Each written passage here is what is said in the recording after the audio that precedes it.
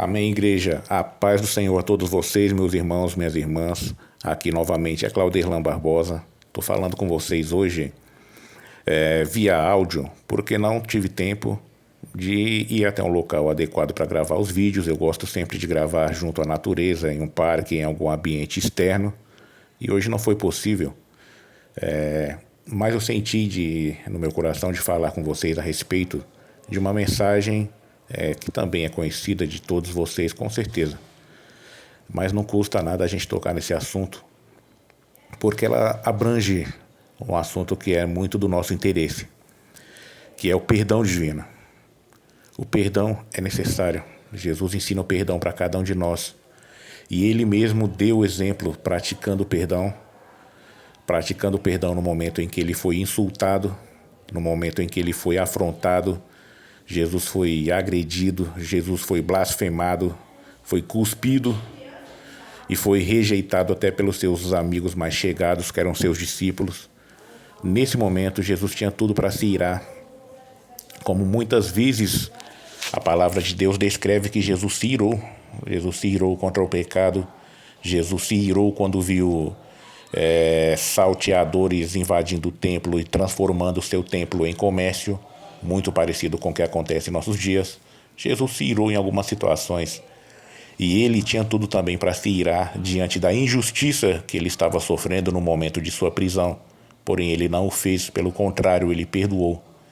Ele deu o exemplo maior de oferecer a outra face.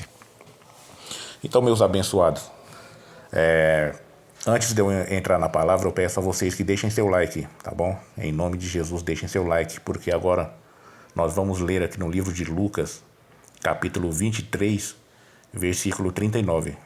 É justamente esse trecho bíblico que fala a respeito da crucifixão de Jesus e menciona o momento supracitado em que eu falei a respeito do perdão. Nós somos indignos do perdão de Deus. Isso é uma verdade. Ele nos ama, Ele nos perdoa, Ele nos escolheu, Ele nos acolheu. Deus nos adotou unicamente por amor, porque Ele não precisa de nós. Pelo contrário, nós dependemos totalmente da graça de Deus. É totalmente por isso que a graça de Deus é unilateral. Se fosse necessário que nós produzíssemos a salvação, que nós merecêssemos o perdão, nós nunca o receberíamos, pois nós somos pecadores por natureza. Mas Deus é misericordioso por natureza e nos deu seu perdão. Então vamos ler essa passagem, que é uma das passagens mais lindas que eu vejo na Bíblia. Toda vez que eu leio essa passagem eu me emociono, porque eu me lembro. Eu me coloco no lugar daquele malfeitor que estava na cruz ao lado de Jesus. Então vamos ler.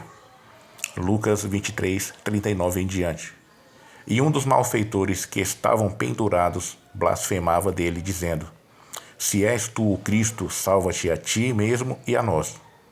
Respondendo, porém, o outro repreendia-o, dizendo: Tu nem ainda temes a Deus quando estás na mesma condenação? E nós, na verdade, com justiça, porque recebemos o que nossos feitos mereciam. Mas este nenhum mal fez. E disse a Jesus: Senhor, lembra-te de mim quando entrares no teu reino. E disse-lhe Jesus: Em verdade te digo, que hoje estarás comigo no paraíso. Amém, igreja? Somente até aqui. E já é mais do que suficiente para nós vermos o perdão divino. Essa passagem é muito conveniente quando se trata de perdão, porque nós precisamos do perdão diariamente. Jesus estava crucificado, sendo afrontado por um dos ladrões que estava ao seu lado. Já foi um insulto um inocente ser crucificado no meio de dois ladrões, e ainda sendo afrontado pelo sumo sacerdote que estava ali diante de Jesus, pela população, a multidão ensandecida com sede de sangue que clamava pela morte daquele inocente. E ao lado de Jesus ainda tinha um criminoso o tempo inteiro blasfemando contra ele. Já do outro lado havia uma pessoa como eu, como você, como todos nós, um pecador que merecia aquela pena, que merecia realmente aquela justa condenação. Mas ele também teve uma atitude que eu e você podemos ter, chamada arrependimento. Aquele pecador pendurado naquela cruz, sofrendo, agonizando uma pena de morte terrível. Mas ele falou para Jesus: Senhor, lembra-te de mim quando entrares no teu reino. Jesus, com toda a sua mansidão, com todo o seu amor, Jesus sabia que aquele cara não merecia perdão. Jesus sabia que ele era um criminoso condenado, mas Jesus sabia que ele estava arrependido e o perdão de Deus é infinito. E Jesus falou: sim, eu vou me lembrar de você quando eu entrar no meu reino, porque você vai estar comigo lá e hoje ainda.